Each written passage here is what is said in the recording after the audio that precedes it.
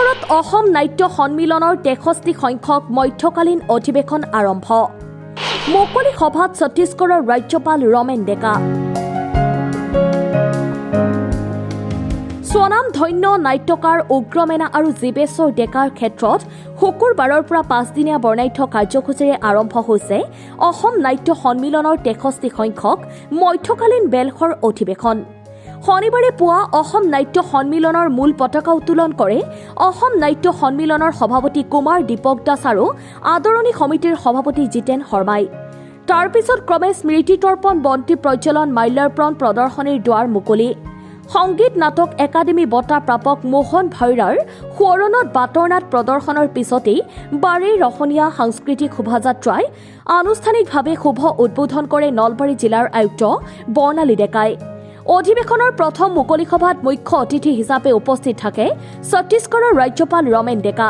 তেওঁ কয় যে ছত্তীশগড়ৰ ৰজা চক্ৰধ্বজ সিংহৰ নামত নাট্য সন্মিলনৰ শ্ৰেষ্ঠ অভিনেতালৈ এটি বঁটা দিয়া হ'ব।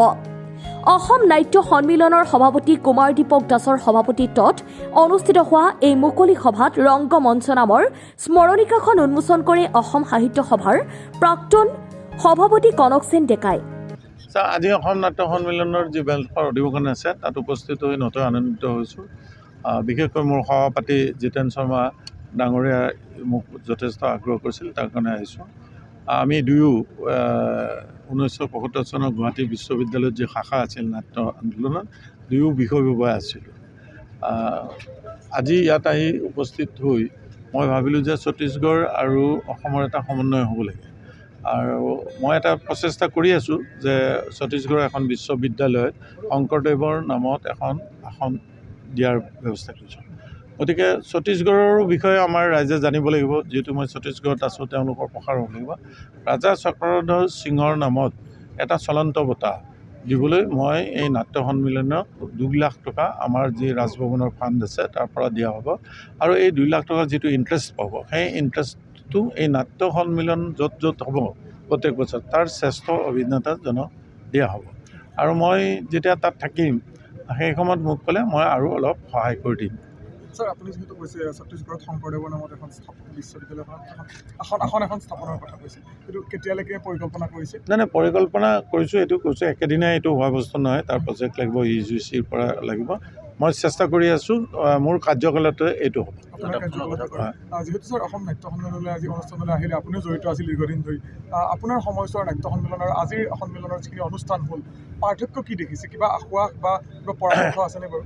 এইবোৰ বিষয়ত মই নকওঁ, কিন্তু মই লাচিত বৰফুকন যিখন নাটক মানে আমাৰ বন্ধু জিতেন শৰ্মাই হিন্দীত লিখিছে, সেই নাটকখন মই তাত প্ৰদৰ্শন কৰিম। আৰু এইবাৰ পোনপ্ৰথমবাৰৰ বাবে ছত্তীশগড় ৰাজভৱনত লাচিত দিৱস পতা হৈছে, ডক্টৰ ভূপেন হাজৰিকাৰ দিৱস পতা হৈছে ছত্তীশগড়ৰ ৰাজভৱনত প্ৰথমবাৰৰ কাৰণে। আৰু মই ভাবোঁ অহাবাৰ মানে 25 চনতেই ৰাজ্য দিৱসত, যেতিয়া ছত্তীশগড়ৰ ৰাজ্য দিৱস হ'ব, তেতিয়া লাচিত বৰফুকনৰ এখন নাটক আমাৰ বন্ধু জিতেন শৰ্মাই হিন্দীত লিখিছে, সেই নাটকখন তাত মই লৈ যাম। জাগাৰাৰ পৰা শাহজাহান আলীৰ ৰিপৰ্ট, অসম টাইম। ঘৰত আনন্দ আৰু সম্পৰ্কৰ চমক বজাই ৰাখিবলৈ জৰুৰী হৈছে সকলো আনন্দময় মুহূৰ্তত মৰমৰ উপহাৰ দিয়াটো। সেইবাবে মধুশ্ৰী জুৱেলাৰ্ছে আনিছে সকলো ৰঙীন ক্ষণৰ বাবে বিশেষ গহনা। হীৰাৰে হওক, সোণৰে হওক বা ৰূপৰে হওক, শ্ৰেষ্ঠ ডিজাইনছ আৰু হলমাৰ্কযুক্ত গহনাই ৰাখে সম্পৰ্কক নিখুঁত। তেনেহ'লে আজিয়ে আনক আনন্দ মধুশ্ৰী জুৱেলাৰ্ছৰ সৈতে। যোগাযোগ কৰক 7002800341 নাইবা ভিজিট কৰক LNB ৰোড, নলবাৰী, অসম।